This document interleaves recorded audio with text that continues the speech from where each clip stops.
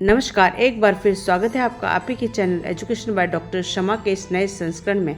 आज हम आपको लिए चलते हैं जयनारायण व्यास विश्वविद्यालय जोधपुर में आयोजित एक दिवसीय बाबा साहेब भीमराव अंबेडकर जयंती के उपलक्ष्य में आयोजित कार्यशाला में, जहां बाबा साहेब के व्यक्तित्व और कृतित्व के विभिन्न पहलुओं पर विद्वानों ने अपने विचार रखे। तो आइए देखते हैं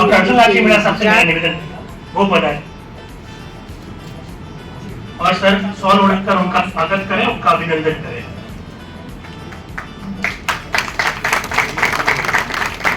इस कड़ी में मैं डॉक्टर गिरिराज जी चायल से भी निवेदन करूंगा, वो भी पधारे और सर को पौधा भेंट कर मैं निवेदन करना चाहूंगा डॉक्टर कांता चौधरी मैडम से कि वो आए और प्रोफेसर कांता कटारिया मैम को सॉल उड़ाकर उनका अभिनंदन करें, उनका स्वागत करें। का दायित्व आप निभा रहे हैं, क्योंकि आज विश्वविद्यालय में कुलगुरु जो हमारे, उनको कोई काम होने की वजह से पिछले सप्ताह भर से वो अवकाश पर है। हमने गणेश साहब से निवेदन किया कि आप हमारे कार्यक्रम की अध्यक्षता करके हमारा मान बढ़ाएं, आपने उसको स्वीकार भी किया। मैं निवेदन करूंगा डॉक्टर के आर बेबल साहब से वो आगे पधारें और गणेश साहब को सॉल उड़ाकर उनका स्वागत करें, उनका अभिनंदन करें। और डॉक्टर कुलदीप सिंह जी साहब से निवेदन रहेगा कि सबको पौधा भेंट करें। डॉक्टर कुलदीप सिंह जी मीणा, आप पत्रकारिता विभाग में विभागाध्यक्ष हैं।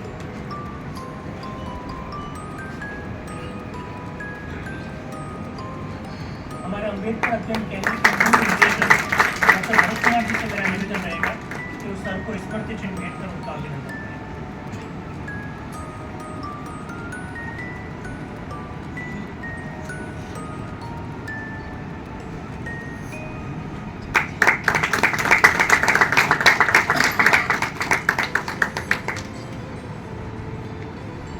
विश्वविद्यालय में अम्बेडकर अध्ययन केंद्र का निदेशक का दायित्व मेरे पास ही है।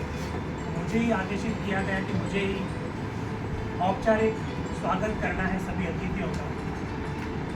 आज के कार्यक्रम के मुख्य वक्ता डॉक्टर अशोक शर्मा जी, जैसा कि मैंने कहा कि आप राजस्थान विश्वविद्यालय से लोक प्रशासन विभाग से सेवानिवृत्त हुए, लेकिन मेरे जो मित्र लोक प्रशासन, राजनीतिक विज्ञान और विशेषकर प्रतियोगी परीक्षाओं से जुड़े हुए हैं, वो प्रोफेसर अशोक शर्मा जी के व्यक्तित्व से और उनके व्यक्तित्व से अच्छी तरह से परिचित है।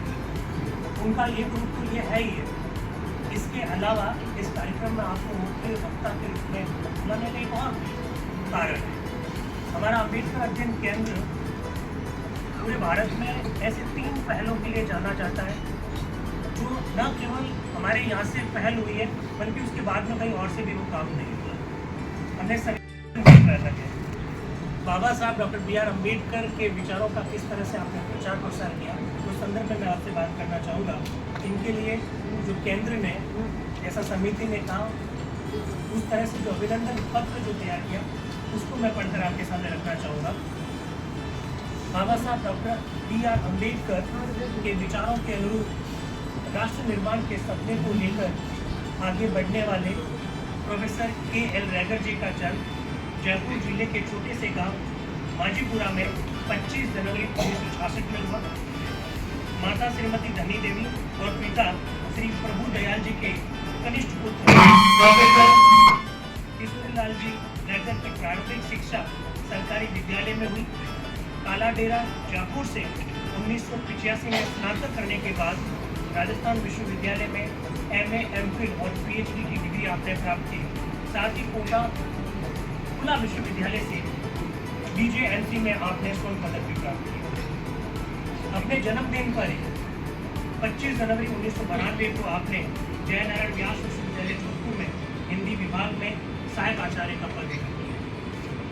डेट ऑफ बर्थ भी 25 जनवरी है और विश्वविद्यालय में जाने भी 25 जनवरी है। कुछ बात मेरे साथ भी है। 23 फरवरी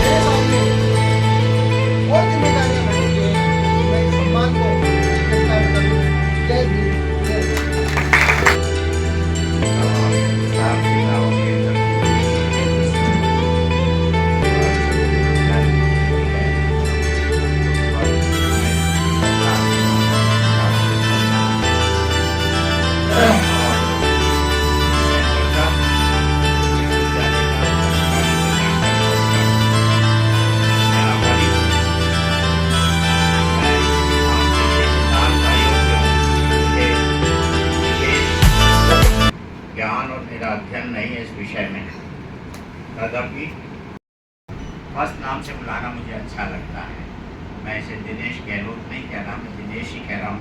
दिनेश ने जब मुझे ये कहा तो मुझे लगा कि भारत के जितने भारत रत्न हुए हैं स्वतंत्र भारत में, उनमें सबसे दैदीप्यमान चेहरा, दैदीप्यमान रत्न भारत रत्नों में बाबा साहब हैं। उनकी जन्म तिथि पर यह आयोजित इस कार्यक्रम में आपने मुझे बुलाया, जिसके लिए मैं आभार तो व्यक्त कर ही रहा हूँ। इस बात को जब मैं शुरू कर रहा था तो मुझे लगा कि बाबा साहब का स्मरण करना और उनकी प्रतिभा को स्मरण करना इसलिए महत्वपूर्ण हो जाता है कि बाबा साहब ने अपने जीवन काल में, अपने शैशव में, अपने प्रारंभिक जीवन के चरणों में, विद्यार्थी जीवन में, स्कूल के दिनों में जिस तरह का अपमान, जिस तरह की छुआछूत, अस्पृश्यता की पीड़ा भोगी थी, और उस समय अपने राजस्थानी में एक कहावत है, ऊँट के पग पालने में दिख जाते हैं। तो बाबा साहब से एक शिक्षक ने स्कूल में पूछा, हाई स्कूल के शिक्षक ने पूछा, भीमराव तुम तो अछूत हो, तुम पढ़ लिख कर क्या करोगे? तब भीम ने जवाब दिया, मैं पढ़ लिख कर वकील बनूंगा और अछूतों के लिए नया कानून बनाऊंगा और छुआछूत का भेद मिटाऊंगा, जिसे सब जयपुर में बाहर गया हुआ था। परसों का एक दिन का टाइम मिला, उसमें पढ़ा, आप लोगों से बातचीत, आप लोगों के सामने बोलने में थोड़ा संकोच भी हो रहा था। मैडम ने तो इतना अध्ययन किया है कि अम्बेडकर के जीवन पर आपकी डीलिट भी है, मेजर रिसर्च प्रोजेक्ट भी है, 3 किताबें हैं, मेरी कुछ भी नहीं, फिर भी आपने मुझे ये सम्मान दिया। लेकिन मैंने एक सूत्र ढूंढा, वो सूत्र क्या है? उनके दादाजी भारतीय फौज में हवलदार थे। बाबा साहब के दादाजी भारतीय फौज में हवलदार, और उनके पिताजी रामजी सकपाल अंग्रेजी फौज में सूबेदार थे। अर्थात उनके खून में दादाजी की दृढ़ता, पिताजी के परिश्रम की प्रवृत्ति और सेना की ईमानदारी, समर्पण, त्याग, बलिदान का मिला जुला रक्त संचारित हो रहा था। यही कारण था कि बाबा साहब इतने ईमानदार थे, इतने दृढ़ संकल्प थे। सेना की यह पृष्ठभूमि। नमस्कार। आज हम लोग अम्बेडकर जयंती पर यहाँ सब एकत्रित हुए हैं। सम्मानित मंच पर विराजमान हैं प्रोफेसर अशोक शर्मा जी, हमारे सीनियर प्रोफेसर, हमारे गुरु, और डॉक्टर गढ़ी साहब जो कि बॉटनी के प्रोफेसर हैं, EMMRC के डायरेक्टर हैं, डॉक्टर दिनेश गहलोत जी, जिनके बारे में अभी अशोक शर्मा सर ने अच्छी बातें बताई, और वो सब रियल है। इतना अच्छा काम डॉक्टर दिनेश गहलोत कर रहे हैं कि सभी इनके मुरीद हैं। संविधान की बातों, हर चीज के ऊपर इनका बहुत ही बारीक और गहन अध्ययन है। सभागार में जो उपस्थित बाहर से पधारे हुए प्रोफेसर हैं,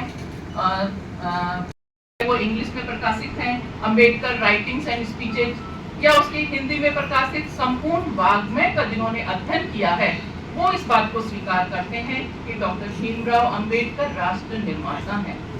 क्योंकि जब हम अंबेडकर के सभी विचारों का अध्ययन करते हैं, उन्हें समग्र रूप से अध्ययन करते हैं, उन्हें टोटलिटी में अध्ययन करते हैं, तभी हमें पता चलता है कि वो राष्ट्र निर्माता हैं। क्यों? अंबेडकर का कोई भी एक ऐसा भाषण नहीं है, कोई एक ऐसी किताब नहीं है, कोई एक ऐसा वॉल्यूम नहीं है जिसमें उसके डॉक्टर भीमराव अंबेडकर जी को नमन करते हुए आप सभी को अंबेडकर जयंती पे हार्दिक बधाई और शुभकामनाएं। मनसा सेन हमारे प्रोफेसर अशोक शर्मा जी, आपने जो व्यवस्थाओं के बीच में इतना बोल दिया है कि छोटा कर करके कहा कि मैं इतनी तैयारी में इतना बोला कि मेरे भी उसमें कोई जगह नहीं है, लेकिन फिर भी मैं जो है उसको कुछ अनुसरण करके कुछ आया और कह के ही जाऊँगा। मैडम कांता कटारिया जी, आप डीन सोशल साइंस हमारे जयनारायण व्यास विश्वविद्यालय के, और डॉक्टर दिनेश जी गहलोत अम्बेडकर अध्ययन सेंटर के डायरेक्टर, इसके साथ ही सामने मेरे विराजित अम्बेडकर अवार्ड से सम्मानित होने वाले तीनों मेंबर बालक के रूप में उनका चरित्रांकन किया। मैडम, आपने उनके जीवन मूल्यों पर आपने बात रखी, हम आपका बहुत बहुत आभार व्यक्त करते हैं। बहुत बहुत आभार और धन्यवाद हमारे बीच में राजस्थान विश्वविद्यालय से पधारे प्रोफेसर अशोक शर्मा जी, जिन्होंने बाबा साहब के जीवन से परिचय तो कराया ही, साथ ही लोकतांत्रिक मूल्यों और संवैधानिक मूल्यों के आधार पर उनकी बात रखी। सर, हम आपका भी बहुत बहुत आभार व्यक्त करते हैं। आज के कार्यक्रम की अध्यक्षता करें AMMRC के निदेशक प्रोफेसर BR गढ़ी साहब। आपने अपने अध्यक्ष उद्बोधन से अपनी बात रखी, हम आपका आभार व्यक्त करते हैं। आप अस्पृश्यता की भी बात कर रहे थे, कल ही एक बात मेरे सामने आई कि अभी इतने साल हो गए लेकिन फिर भी जो अस्पृश्यता की बात है वो आज भी लोगों की मानसिकता से दूर नहीं हुई है। एक मेरा साथी 2-4 दिन में यहाँ ज्वाइन करने वाला है हिंदी विभाग में, कमरे की तलाश थी, देवकर्ण जी भी ढूंढ रहे थे, वो कहे अभी भी मानसिकताएं सुधरी नहीं है। उनको बिल्कुल भी नहीं सुधरी। मैं भी उनके लिए कमरा ढूंढा। सब अब इतने साल बाद, ये कल की ही बात है, मैंने कल ही एक बात की, मैं वो केंद्रीय हिंदी संस्थान हैदराबाद में डायरेक्टर पद से आ रहा है, यहाँ मेरे साथ 13 साल से नौकरी कर रहा है। सबसे पहले कमरे की बात करें की जाता हूँ, शुरुआत यहाँ से होती है।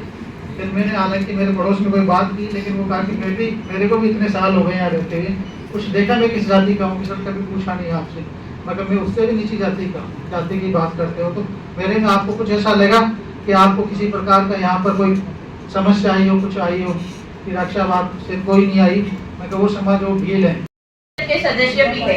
30 से अधिक शोध पत्र प्रकाशित, 50 से अधिक संगोष्ठियों में भागीदारी, 10 शोधार्थियों का निर्देशन और 5 प्रमुख शोध परियोजनाओं में प्रधान अन्वेषक, साथ ही CBSE, RPSE, UPSC एवं CSTT के विषय विशेषज्ञ पैनल के सदस्य भी रहे हैं। हमारे तृतीय डॉक्टर हरिराम जी सर SC के राजकीय स्नातकोत्तर महाविद्यालय जैसलमेर के राजनीति विज्ञान का सहायक प्रोफेसर है। राजस्थान सरकार की कॉलेज शिक्षा में 15 दोनों के वक्तव्य के बाद मैं अपनी बात रखूंगा। कुछ प्रश्न है, तो पहले मैं आमंत्रित करूंगा वर्तमान जी से कि वो आए और अपनी बात रखें। और इनका परिचय आप सब जानते हैं कि विभाग अध्यक्ष बहुत गतिमय और प्रभावशाली विभाग अध्यक्ष, जिन्होंने उदयपुर में बहुत अच्छा काम कर रहे हैं राजनीति विज्ञान के संदर्भ में। जहां हम बात करते हैं शब्दों के चयन की, तो वहां भी इनका योगदान बहुत अभूतपूर्व है। जो आज नवेद जी, सहवक्ता के रूप में शामिल बड़े भाई डॉक्टर हरिराम जी, इस सभागार में उपस्थित अन्य जो रिसोर्स पर्सन इस नेशनल वर्कशॉप में आए हैं, अन्य प्रतिभागी का नाम, मैं समय देख रहा था, ठीक 12 बजे पहला तकनीकी सत्र समाप्त होना था और ठीक 12 बजे पहला तकनीकी सत्र आरंभ हो रहा है।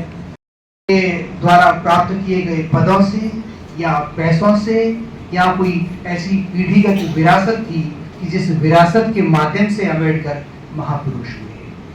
न पद, न पैसा और न परिवार की विरासत अम्बेडकर को पड़ा।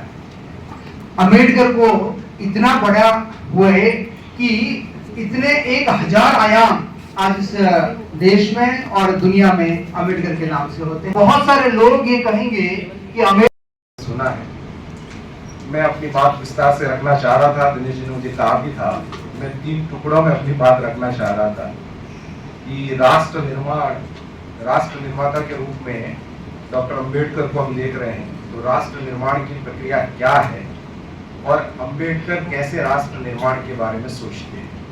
एक पहलू वो था। दूसरा था कि अम्बेडकर एक व्यक्ति के रूप में, जो सेशन का शीर्षक है, व्यक्तित्व उनका किस तरह से उन्होंने विकास किया, और उसमें बहुत सारी बातें जो बालूदान जी ने कहा कि हमारे समाज ने उनको इतना अवसर दिया, इतना स्पेस दिया कि वो इतने बड़े व्यक्तित्व के रूप में उभर पाए। और तीसरा विचार जो मुझे लगता है सबसे गंभीर है हमारे लिए, कि अम्बेडकर को हम कितना समझ पाए हैं और कितना अपने विचारों और कार्यों के माध्यम से क्रियान्वित कर पाए हैं। ये 3 मोटे मोटे पहलू है। तो संक्षेप में मैं अपनी बात रखता हूँ कि जब हम राष्ट्र निर्माण की कल्पना करते हैं या राष्ट्र निर्माता की बात करते हैं, तो राष्ट्र की जो हमारी कल्पना है, आदरणीय सभी गुरुवर बैठे हैं और मेरे युवा साथी बैठे हैं, हम राष्ट्र को किस रूप में देखते हैं? एक सामाजिक सांस्कृतिक संगठन के रूप में सामान्यतः राष्ट्र को देखा जाता है। हम प्रमाण है कि वो भारत को एक ऐसे भारत के रूप में विकसित होना देखना चाहते थे जो पूरी तरह से सामाजिक समता पर आधारित हो और ऐसे लोकतंत्र पर आधारित हो जो लोकतंत्र अपने आप में विश्व के दूसरे लोकतंत्र से बेहतरीन राजनीतिक लोकतंत्र हो। और उसी राजनीतिक लोकतंत्र की जो उनकी कल्पना थी, उसी का परिणाम था जो हिंदू कोड बिल आप देख रहे हैं, यूसीसी जो आज का डिबेट है बहुत बड़ा, यूसीसी की सबसे ज्यादा अगर एडवोकेसी किसी ने की है तो डॉक्टर अंबेडकर ने की है। अगर समाज में समान पहचान लागू हो जाए तो अंबेडकर के उस लक्ष्य की पूर्ति हो सकती है। आप और मैं क्या कर सकते हैं? आप और मैं कर रहे हैं या नहीं, लेकिन कुछ लोग परिवर्तन के लिए निरंतर कार्य कर रहे हैं।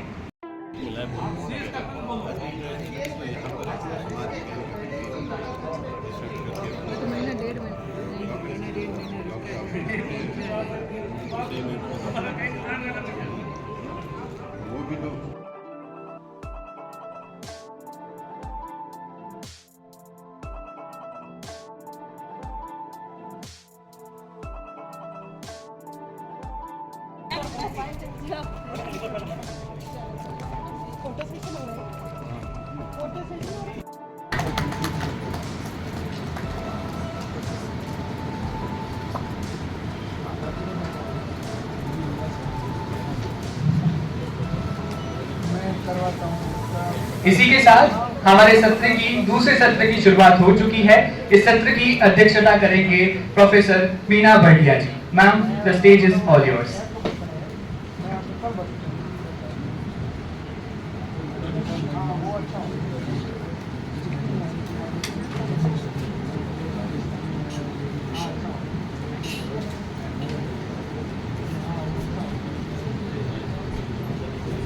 सभी को नमस्कार।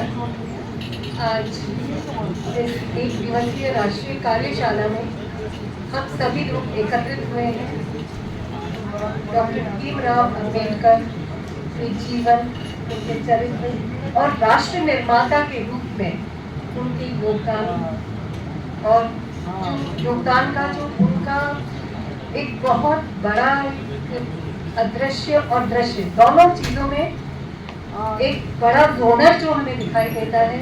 और पूर्व वक्ता जैसे काफी कुछ बता चुके हैं, तो मुझे आशा है कि ये वाला सत्र भी बहुत सारगर्भित रहेगा, क्योंकि मेरे साथ में दो विशिष्ट वक्ता मौजूद हैं। मैं बहुत अधिक समय नहीं लेते हुए सबसे पहले आमंत्रित करती हूँ डॉक्टर में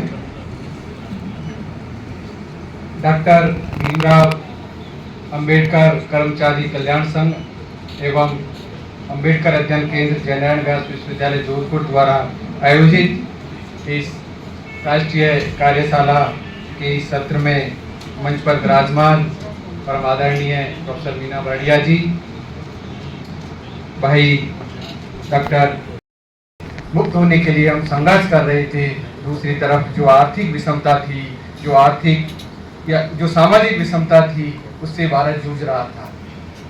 और उनका स्पष्ट मानना था कि एक राष्ट्र के करोड़ों नागरिक जो अमानवीय परिस्थितियों में हो, हम जब पहले भी बात आई कि 1924 में बहिष्कृत हितकारिणी सभा का गठन करना, ये बहुत मतलब सिस्टमेटिक है। आप कोलंबिया विश्वविद्यालय, मूक नायक और 1924 और 1927 का बाहर जो आप सुने होंगे तालाब को लेकर, उन्हें छात्रावास होना चाहिए। पहला उनका उद्देश्य था शिक्षा कैसे मिलेगी, ग्रामीण स्तर पर शिक्षा को लाने के लिए हमें छात्रावास बनाने पड़ेंगे, क्योंकि सब लोग एक्सेस नहीं कर पाते हैं। एक चीज बताइए। दूसरा, आत्म सम्मान। पहला का शिक्षा में निर्माण करने के लिए हमें किसको देखना है? छात्रावास होने चाहिए, और उसमें संस्कार जरूरी है। हम लोग कहते हैं कि सहयोग दे सके और अपनी भागीदारी निभा सके, ये बहुत अच्छी बात है। तो एक बार मैं दोनों को ही और इनकी जो पूरी टीम है, जो विद्यार्थियों की टीम लगी हुई है, मैं काफ़ी देर से देख रही हूँ, तो बहुत अच्छा इन्होंने प्रयास किया है। अगर मैं डॉक्टर कुलदीप जी मीणा ने जो अपना वक्तव्य दिया उसके बारे में दो तीन बातें कहूँगी कि इन्होंने ये कहा कि राष्ट्र निर्माण चेतना का के लिए संघर्ष किया। उस समय जो भारत का समाज था, भारतीय समाज था, व्यापक स्तर पर लिंग भेद व्याप्त था, उसका उन्होंने घोर विरोध किया और महिलाओं की स्थिति को मजबूत करने के लिए, जैसा कि हम सभी जानते हैं, संविधान निर्माण में अध्यक्ष डॉक्टर के.एल. माथुर साहब, इतिहास के ही अगर आधुनिक भारत के इतिहासकार बोलूँ तो ज़्यादा ठीक है, भाई गणपत सिंह जी, और जो हरिराम जी और गोविंद जी जैसी शख्सियत बैठी और मेरे को कह दे कि आप संविधान की बात करो, तो मेरे तो अधिकारों का शायद हनन हो जाएगा। कोशिश करता हूँ। भारतीय संविधान के शिल्पकार, उनका ये वक्तव्य है कि मैं रात भर इसलिए जाग रहा हूं क्योंकि मेरा समाज सो रहा है और मेरे समाज को जगाने के लिए मुझे रात भर जागना पड़ेगा। 35,000 किताबें, आप अनुमान लगाओ, अपनी लाइब्रेरी में मुश्किल से 100, 150, 200, 400, 500 किताबों से ज्यादा नहीं होगी। वहां 35,000 किताब उनके हाथों से निकली है। उनके ज्ञान की पराकाष्ठा कितनी है। उनकी एक पुस्तक वेटिंग फॉर ए वीजा अभी भी हाल ही में मेरे ख्याल से अमेरिका के प्रतिष्ठित विश्वविद्यालय कोलंबिया के पाठ्यक्रम का हिस्सा है। और दुनिया में अगर सबसे ज्यादा प्रतिमा किसी व्यक्ति की लगी है तो वो सिर्फ और सिर्फ बाबा साहब की लगी है। तो मैं समझता हूं न केवल भारत वरन पूरा विश्व उनको पूज रहा है। दूसरी बात, बार बार ये सामने आता है कि दलितों के मसीहा थे, ये हाँ थे, मैं मानता हूं थे, लेकिन उन्होंने तो सर्व समाज की बात की थी। उन्होंने तो भारतीय संविधान का निर्माण कर दिया था 2 वर्ष 11 माह 18 दिन, शायद मैं गलत नहीं बोल रहा हूं तो उन्होंने सारे दुनिया के सारे देशों को पढ़कर उनके संविधानों का अध्ययन करके अपने लिए एक नया कानून, नया संविधान बनाया। 5 घंटे से 6 घंटे से इस हॉल में विद्यमान है। सुबह 10 बजे से जिस तरह से सत्र प्रारंभ हुए, बैक टू बैक सत्र आयोजित हुए और आपने बिल्कुल तल्लीनता के साथ, बिल्कुल इस विचार के साथ, इस प्रतिबद्धता के साथ आपने जिस तरह से अपनी भागीदारी निभाई, मैं उसके लिए आप सभी का आभार व्यक्त करता हूँ। अब ये हमारा समापन सत्र है और इस समापन सत्र में मुख्य अतिथि के रूप में प्रोफेसर नावेद जमान जी हैं। तो मैं पहले के नाम से परिचित है डॉक्टर गणपत सिंह जी राजपुरे साहब, मैं उनसे आग्रह करूंगा कि वो पधारें और अपना स्थान ग्रहण करें। छोटा सा परिचय देना चाहूंगा आप चारों अतिथियों का। आप मुझे जरूर इस बात को कहेंगे कि चारों का परिचय हम लोग ले चुके हैं, लेकिन जो परिचय आपने अब किया वो शायद औपचारिक रूप से परिचय लिया होगा, लेकिन मंच पर जो मुख्य अतिथि के रूप में प्रोफेसर नावेद जमान साहब जो है, वो जामिया मिलिया इस्लामिया विश्वविद्यालय में पॉलिटिकल साइंस डिपार्टमेंट में एक प्रोफेसर के रूप में तो अपनी खैर सेवाएं दे रही है, लेकिन जैसा कि मैंने सुबह भी कहा, लगभग 8 से 9 दिन पहले कुलगुरु का एक आदेश प्राप्त हुआ और कहा कि आपको इस तरह की वर्कशॉप आयोजित करनी है। इस प्रकार की वर्कशॉप आयोजित करनी है। इस प्रकार की वर्कशॉप के आयोजन करने के लिए तो 2 से 3 माह की आपको तैयारी करनी होती है कम से कम, लेकिन हम लोग इस तैयारी के सर को पौधा भेंट कर उनका अभिनंदन करें। और रवि पांडे और रवि से निवेदन रहेगा कि सर को स्मृति चिन्ह भेंट करें। डॉक्टर गणपत सिंह जी राजपुरे साहब के स्वागत के लिए मैं पवन जी से निवेदन करूंगा वो आए और सर का शॉल उड़ाकर उनका अभिनंदन करें, उनका स्वागत करें। पवन जी से निवेदन रहेगा। और सुभाष मैया जो कि खुद असिस्टेंट प्रोफेसर है पॉलिटिकल साइंस में, पिछले साल ही असिस्टेंट प्रोफेसर के रूप में अपनी सेवा देना शुरू किया। सर को पौधा भेंट कर उनका स्वागत करें, उनका अभिनंदन करें। और संगीता से मेरा निवेदन रहेगा कि वो सर को स्मृति चिन्ह भेंट करें। मैं एक बात बिल्कुल बिना संकोच के साथ कहना चाहता हूँ कि गणपत जी का अभिनंदन करने के लिए तीनों ने अपनी चॉइस रखी है और उनने भी सिफारिश लगाई है, किसी और से फोन करवाया। संगीता ने अभिनंदन किया।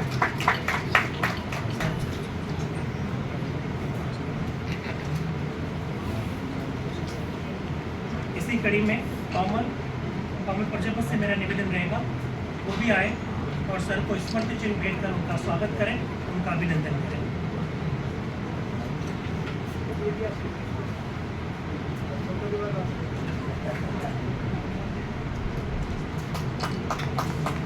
Thank you very much sir. कार्यशाला की रिपोर्ट को पेश करें। Good afternoon everyone, respected faculty, esteemed guests and fellow students.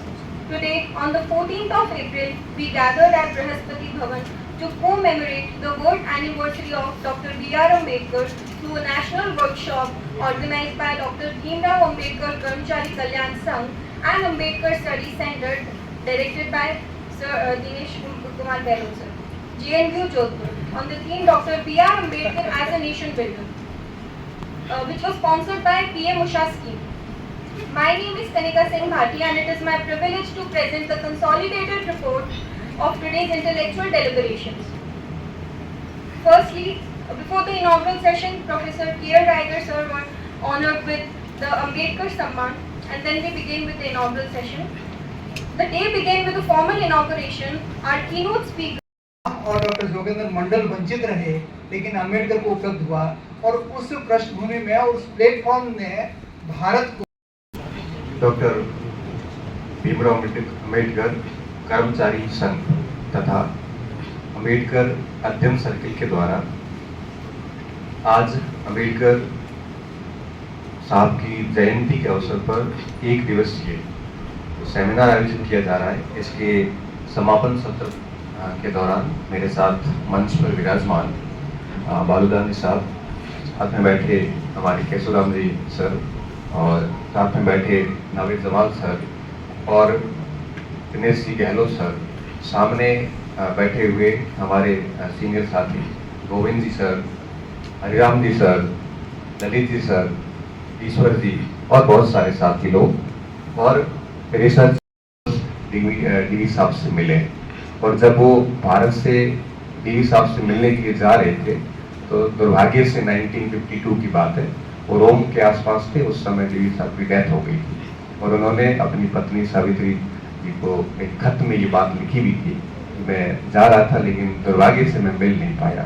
तो ऐसे शिक्षक और ऐसे शिक्षक के शिक्षार्थी होना ये अपने आप में एक गुरु शिष्य की परंपरा को आगे बढ़ाता है।